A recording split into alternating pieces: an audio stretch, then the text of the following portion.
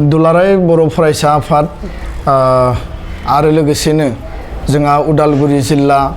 तामुलपुर जिल्ला, बाक्सा जिल्ला, कामरुप जिल्ला आरो बेयाव लोगोसे जोंहा सनितपुर जिल्लाबो दङ। जोङो ज'है आथिखालाव भारतनि जि गणतान्त्रिक जि मोनसे बिसायख'थि आरो बुहुमनि जि देरसिन गणतान्त्रिक देश भारताव पार्लियामेन्ट बा लकसभानि बिसायख'थि जानो थांगासिनो दङ। बे बिथिंखौ लानानै बा नोजोर बोनानै दुलाराय बर' फरायसा आफादा बर' आइ आफा रायजो राजानो फोरमायनो गोनां बा मिथिहोनो गोनां आरो जोंनि जि थांखि आरो एजेन्डा दङ बेखौ फोरमायनो थाखाय दिनै बेयाव जोङो खौरांगिरिनि मेल जोङो हांख्रायदों। गुबै बाथ्राया जाहैबाय जे 2024 नि जि लकसभानि बिसायख'थि बे बिसायख'थियाव दुलाराय बर' फरायसा आफादा जोंनि माहारिनि सार्थनि थाखाय माहारिनि गोजोन आरो खौसेथि गायसननायनि थाखाय आरो लोगोसेनो बिटिआर गोजोन गोरोबथानि मोनफ्रोमबो दफाखौ 100% मावफुंनांगौनि थाखाय फैबाय थानाय समाव जोंनि गेजेराव राजनैतिक संबिधानिक गणतान्त्रिक अधिकारखौ आबुङै मोनफुंनांगौनि थाखाय इसु आरो एजेन्डानि सार्थआव बिटिआर सुक्तिनि गासै जिखिनि अनुस्थान प्रतिष्ठान इन्स्टिटिउसनफोर गायसननायनि सार्थआव जेलाव थानाय एनडिएफबि बिथांमोनखौ बख'नांगौ आरो गासै जोंनि केस दैखांनांगौ, लोगोसेनो मार्टियार परियालनो एक्सग्रेसिया होनांगौ। बे गासै गुबै एजेन्डा आरो आयदाफोरखौ लानानै जोङो माहारियारि आफाद फरायसा आफाद जानानैब्लाबो राजखान्थियारि जों एक्सारसाइज जों खालामनायनि बाथ्रा सानाखै, नाथाय जोङो बे उद्देश्यखौ लानानै एनडिए जे नेशनेल डेम'क्रेटिक एलायन्स दङ बिथांमोननि बिजाथिखौ थोंजोङै जोङो मदद होदों आरो मदद होनानै खामानि मावदों। बर' आइ आफा रायजो राजाखौ जोङो खावलायदों जे एजेन्डा आरो इसुनि सार्थआव बर' जातीय सार्थआव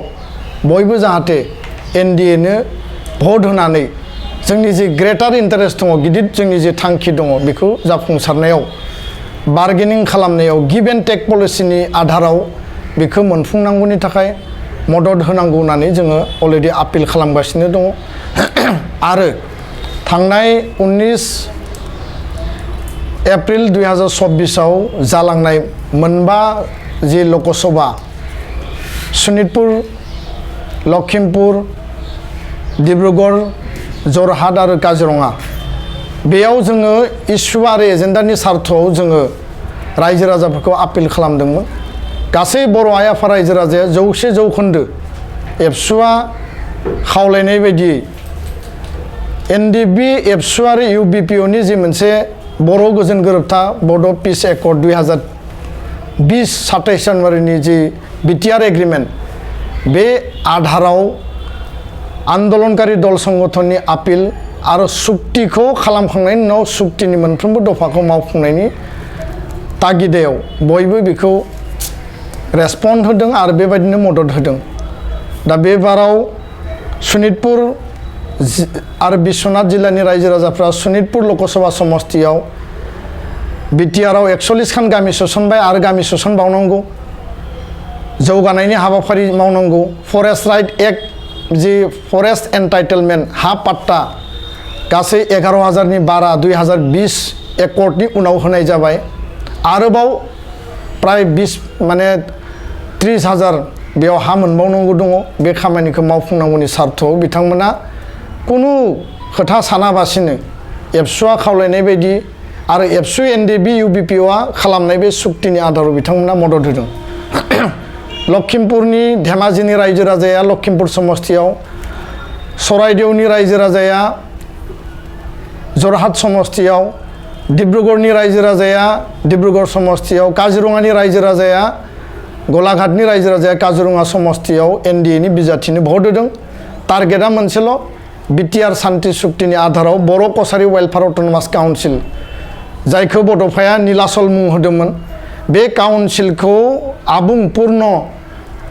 पूर्णांग मर्यादा होनांगौ बेयाव गामि नटिफिकेशन जानांगौ समस्ति दानांगौ बिसायख'थि खुंनांगौ आरो काउन्सिलनो बांसिन पुजि अधिक पुजि होनांगौ बे माखासे एजेन्डा आरो सार्थनि कारणाव इउबिपिअआबो आपिल खालामदों एबसुआबो आपिल खालामदों बर' पिपल कोअर्डिनेशन कमिटियाबो आपिल खालामदों आरो सुक्तिनि आधाराव मोननाय बे सेटेलाइट काउन्सिलखौ मजबुतै दाफुंनांगौनि सार्थआव गासै रायजो राजाया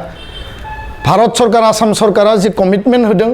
एबसु एनडिबि इउबिपिअआ जि कमिटमेन्ट होदों बे कमिटमेन्टनि बुजाबुजियाव बिथांमोना समर्थन होबाय आरो बिनि थाखाय बर' रायजो राजाखौ जातीय एजेन्डा आरो इस्युजों बयबो सेन्टिमेन्ट आरो इमसनखौ लानानै हाबा मावनायनि थाखाय मदद होनायनि थाखाय आङो दिनै धन्यबाद बावदों फैगौ 26 एप्रिल 2024 आव दरं उदालगुरिनि बिसायख'थि आरो बेबायदिनो नगाव आरो डिफु करिमगन्ज आरो सिलचरा बे ओनसोलाव बर' मानसि गैया डिफु लकसभायाव बर' आइ आफा रायजो राजाया कार्बि आंलंआव थानाय बर' आइ आफा रायजो राजाया बिटिआर सुक्तियाव लिरनाय एसटि हिल स्टेटास हाजोआरि ट्राइबेलनि मोनथायखौ जाफुंहोनांगौनि थाखाय बिथांमोना एनडिएनि बिजाथिनो भट होगोन बे मोनसे क्लियार बेयाव कुनु राजनैतिक बाथ्रा गैया 2003 आव जि सुक्ति जादोंमोन 17 बोसोराव बिपिएफ बा हाग्रामा महिलारि बिथांमोना आं बिथांमोनखौ रायनो नागिराखै किन्तु बिथांमोना मावनो हायाखिसै बे फेलार जाबाय 2020 आव फिन बेखौ एकर्डआव सोफिननांगौ जाबाय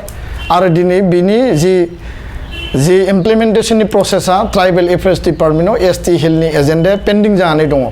लकसभायाव जों मानसि दैथायहरनांगौ आरो डिफुनि एमपिनिबो जोंनो समर्थन नांगोन दा बिनि कारनाव जोङो बेखौ मदद होदों बर' कसारि वेलफेयार अट'नमास काउन्सिला नगाव जिल्लायाव गोलैयो बा नगाव मरिगाव बे ओनसोलनि रायजो राजा आइ आफाया बर' कसारि काउन्सिलनि पूर्णांग मर्यादा मोननांगौनि थाखाय भटदान होगोन इस्युनि जातीय एजेन्डानि आधाराव दरं उदालगुरिया बिटिआरनि मोनद' विधानसभा समस्ति गोलैयो आरो मोनबाया बिटिआरनि बायजोआव तामुलपुरनि मोननै आरो उदालगुरि जिल्लायाव मोनब्रै विधानसभा समस्ति कामरुपनि रङियावबो गोबां बर' आइ आफा रायजो राजा दङ दुलाराय बर' फरायसा आफादा कमिटमेन्टनि आधाराव खामानि मावदों आरो कमिटमेन्टखौ जों मालाबाबो भंग खालायाखै कमिटमेन्टआ जातीय सार्थनि थाखाय आरो बेखायनो दरं उदालगुरियाव दिलीप शइकिया बिथांखौ जोङो पूर्ण समर्थन होनानै जों खामानि मावदों आरो बिनि आधारानो जाहैबाय बिटिआर एकर्ड इमप्लिमेन्टेशन सिमाया बारायनांगौ आरो जि सिमाया संकसनिफ्राय 5-2सिममोन बेखौ एक्सटेन्ड खालामनानै सनितपुर बिश्वनाथखौ सोजाबनानै जेखौ 2003 आव हायाखैमोन बेखौ सोजाबनानै सिमुलुगुरि गहपुरसिम लांनांगौ आरो बेखायनो बे ओनसोलाव 54 समस्ति गोदान डिलिमिटेशन खालामनायनि गेजेरजों पूर्ण मोनसे मर्यादा होनांगौ 60टा एमसिएलए जागोन 6टा नमिनेटेडजों आरो डिपार्टमेन्ट बारायनायनि खोथा दङ आरो बे माखासे थांखि आरो एजेन्डाखौ लानानै एकर्ड इमप्लिमेन्टेशना जोंनि गुबै सान्ति गायसननाया जोंनि गुबै एजेन्डा जे सान्तिया फैबाय बेखौ जोङो इन्टेक लाखिनायनि थाखाय खामानि मावगासिनो आरो एनआईटी गायसननांगौ ट्राइबेल इउनिभार्सिटिनि केम्पास गायसननांगौ स्पर्ट्स इउनिभार्सिटि जानांगौ सेन्ट्रेल इउनिभार्सिटि जानांगौ रिम्स जानांगौ चिराङाव cultural complex railway coach factory जानांगौ क'क्राझार बासबारियाव दतमायाव बेफोर खामानिफोरा जोंहा मावनो दाबो प्रसेसआव दङ सोरबाया जिखिनि प्रसार खालामदों बेफोर प्रसारखौ लानानै जोङो जेबो माने गोनो गोथो जानो गोनां गैया बाथ्राया जाहैबाय दरं उदालगुरिनि मोनद' विधानसभा समस्तिनि रायजो राजाया दिलीप शइकिया बिथांनो भट होगोन आरो बेखायनो भट होगोन दिलीप शइकिया दिल्लीयाव थांनानै एकर्ड इमप्लिमेन्टेशनखौ बिथाङा समर्थन खालामगोन आरो मोदी आरो अमित शाहया जि कमिटमेन्ट होदों गिबि मन्त्रि डक्टर हिमन्त बिश्व शर्माया जि कमिटमेन्ट होदों बे कमिटमेन्टनि आधाराव प्रमद बर' गोविन्द बसुमतारीनि जि काउन्सिलनि टीम दङ बिथांमोननियाव जों बिश्वास लाखिनानै आरो दुलाराय बर' फरायसा आफादा जातीय आरो प्रेसार ग्रुप हिसाबै बार्गेनिं आरो गिभ एन्ड टेक पलिसियाव जोङो खामानि मावगासिनो दङ आरो बेयाव जोङो मदद होयोब्ला क'क्राझाराव एनडिएआ पूर्ण पर्यायाव मदद होगोन माने जायखौ जोङो मदद होदों जयन्त बसुमतारी आरो बे मोनसे गिभ एन्ड टेक पलिसि आरो जातीय आधारावसो बेयाव कुनु राजनीतिक बाथ्रा गैया दा बेखाय बे बेलायाव आङो मोनसे बाथ्राखौ आरो स्पष्ट बुंदेरबावनो नागिरबाय जे बेयाव मोनसे प्रसार सोलिदों जे बर'आ बर'नो भट होनांगौ दुर्गा दास बर'आ BPF हान्जानि अपोजिशननि केन्डिडेट बयबो राजनीतिक हान्जाया इलेक्सन गेलेयो बे राजनीतिक हान्जानि गावबा गाव एजेन्डा आरो बिथांमोना गावबा गावनि खोथाखौ लानानै थाङो जोंहा बिनि सायाव जेबो बुंनो गोनां गैया किन्तु स्पष्ट बाथ्राया जाहैबाय बर'आ बर'नो भट होनांगौ होनना बुंनायाव जोंहा बुंनो गोनां गैया किन्तु बबे एजेन्डानि आधाराव बबे इस्युनि आधाराव बर'आ बर'नो भट होनायनि जि मोनसे फुल प्रुफ मेकानिजम बेखौ बिथांमोना होनो हाया कारना जाबाय जे रबिराम ब्रह्म बिथाङा मंगलदै लकसभायाव सिगाङाव इलेक्सन गेलेदों दिननाथ दासआ आन्दलननि फेक्टर हिसाबै बिसायख'थि गेलेदों सहदेब दासखौ BPF हान्जाया गोदो दिखांदोंमोन आरो 2019आव PCDR एबसु NDB जोङो मदद होनानै आन्दलननि फेक्टर हिसाबै प्रदीप कुमार दैमारिखौ जों गेलेहोदों दा रबिराम ब्रह्मनिफ्राय जागायनानै सहदेब दास दिननाथ दास 80-90,095नि बारा भट मोनाखै प्रदीप कुमार दैमारिनो जोङो थैथां नांनानै 1,03,000 भट जों कालेक्सन खालामनानै होनो हादों तारमाने बे प्रमान जे बे दरं उदालगुरियाव जेब्लासिम उदालगुरि आलादा लकसभा समष्टि जाया बिटिआरआव जेब्लासिम आलादा लकसभा समष्टि जाया क'क्राझाराव मोनसे बा उदालगुरियाव मोनसे अब्लासिम बर'आ बर'नो भट होनाय जोंनि गोसो बायदि जोङो सोरखौबा देरा होनाय बे मेकानिजमा फुल प्रुफ मेकानिजम नङा आरो बेखायनो BPF दोलोआ बा अपोजिशन दोलोआ गावसोर इलेक्सन गेलेदों थिगानो दङ पार्टी आरो सिम्बल बासायनो थाखायसो बिथांमोना बिसायख'थि गेलेदों आं बिथांमोनजों डिबेट आरो आर्गुमेन्ट होनो नागिराखै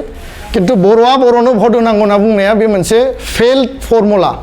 बे मोनसे माने मेकानिजमा अलरेडि फेलार जानाय मोनसे जोङो लेबरेटरियाव अलरेडि प्रुभ खालामबाय साब्रै केन्डिडेटआ 1 लाखनि बारा भट मोनबोआखै जोंनि भटखौ मानो नस्थ' खालामनो जातीय सार्थआव बर' मैखोम ओनसोलनि पलिं सेन्टारनि भटआ मदि आरो अमित शाहनि नामाव बा एकर्डनि सार्थआव जुदि थाङोब्ला जोङो दिल्लीखौ दिसपुरखौ जोङो बाध्य खालामनो हागोन बार्गेनिं खालामनो हागोन जे जोंनि मावनांगौखौ जों मावबाय सिगांनि समर्थना जाहैबाय जे नारायण बरकटकि बा रमेन डेका दिलीप शइकिया बे समर्थनफोरा एकर्ड आरो आल'सनाखौ साक्सेस खालामनायनि सार्थआव जों मदद होदोंमोन एबार मदद होनाया जाहैबाय एकर्डआ मोनसेया जालांबाय एकर्ड मोनसेया आबुङै मावफुंजानांगौ जों लुबैयाखै आसाम सुक्तिनि 5-6 नम्बर दफा 10 नम्बर दफा असमिया रक्षा कवच बांलादेशी बिटारन बेफोरो 35 बोसोरावबो हाबदान जाना थानायखौ जों लुबैयाखै बर' एकर्डआ 100% मावफुंजानांगोन 4 बोसोराव जिखिनि मावफुंजाबाय आद्रा थानाय एकर्डआ जाहाथे 2-3 बोसोरनि गेजेराव 100% मावफुंजायो बेखौ जोङो लुबैदों दा बेखायसो जोङो बुंदों जे बर'आ बर'नो भट होनाया बे मोनसे स्ल'गान प्रपागान्डा आरो दुर्गा दास बर' बिथांनि पार्सनेलिटिखौ आं बुंनो थाङा बिथाङा बर' राव रायलायो ना रायलाया रायजो राजाया मिथिगोन बिथाङा बेसेबां पार्सेन्ट बर'नि हार्ट दङ रायजो राजाया बुजिगोन जायफ्रा लोगो मोनदों आरो जारिमिनाव बिथाङा जिखिनि गोरोन्थि खामानि मावबोबाय बे गोरोन्थि खामानि मावनायखौ टंला भेरगाव कालाइगाव बा नोङो खैराबारिनि बा गासै आनडिभाइडेड दरं आरो दानि आथिखालनि उदालगुरिनि रायजो राजाफ्रा बिथांनि कर्मकाण्डखौ रावबो बुजियै गैया दा बर'आ बर'नो भट होनांगौ होनना बुंनाया मोनसे भुल फेलार मोनसे फर्मुला उनाव जोङो आलादायै गावनो जुदि माने समष्टि मोनोबा बर'आ बर' हिसाबै गेले बर'आ बर' हिसाबै भट हो जोंहा बुंनो गोनां गैया कारन थांनाय बाराव BPFआनो दिलीप शइकियानि नामाव 100% प्रसार खालामनानै एलायन्सनि नामाव भट होदोंमोन आरो दिनै बिथांमोना अपोजिशनाव थानानै NDनि उल्था खालामदों दा सोर हान्जाया एलायन्स जायो सोर अपोजिशन जायो जोंहा बुंनो गोनां गैया एबसु आरो बर' जातिनि सार्थनि इस्यु आरो एजेन्डाखौ आवगायनानैसो दुलाराय बर' फरायसा आफादा कुनु राजनीतिक जोङो